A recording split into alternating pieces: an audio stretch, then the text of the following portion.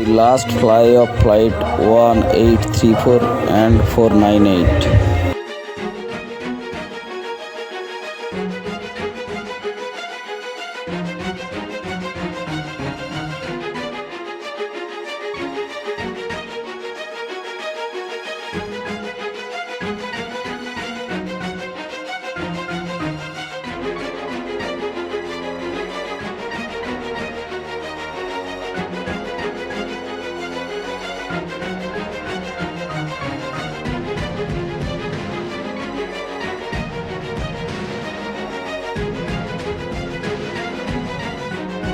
February 11, 1986, Cerritos, California. A quiet suburban morning turned into a nightmare when two aircraft collided in midair over Cerritos, California, killing 82 people including 15 residents on the ground in one of the deadliest aviation disasters in U.S. history.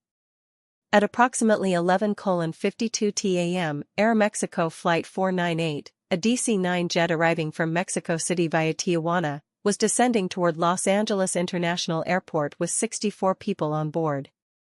At the same time, a Piper PA-28 Archer, operated by SkyWest Airlines Flight 1834, was on a short flight from Torrance to LAX, carrying 3 occupants. When the small private plane climbed into controlled airspace without permission, witnesses claimed that the sky was clear and visibility was excellent. The two aircraft then collided with one another in a devastating collision approximately 6,500 feet above the Cerritos residential area. Investigators say the Piper struck the DC-9 from above, slicing through its tail section and severing the horizontal stabilizer. The smaller plane disintegrated instantly, scattering debris over several blocks. The crippled DC-9 rolled inverted and plunged almost vertically into the ground, exploding in a massive fireball that engulfed homes below. Residents described scenes of horror as burning wreckage fell from the sky. "It sounded like an explosion, then everything was on fire," said one witness. "Flames were shooting down the street, and the smoke was so thick you couldn't see your hands." As they searched through the wreckage of homes, automobiles, and twisted metal, firefighters had to contend with intense flames. 11 houses were completely destroyed. Authorities confirmed that both planes' 67 passengers and 15 people on the ground, including children playing outside, perished instantly. An investigation was immediately initiated by the National Transportation Safety Board, NTSB. Preliminary findings suggest that the Piper had entered restricted airspace without authorization, flying under visual flight rules, VFR, instead of controlled instrument guidance. Since there was a lot of traffic into Los Angeles, air traffic controllers were overworked. As a result, there was no radar warning that the two aircraft were going to collide.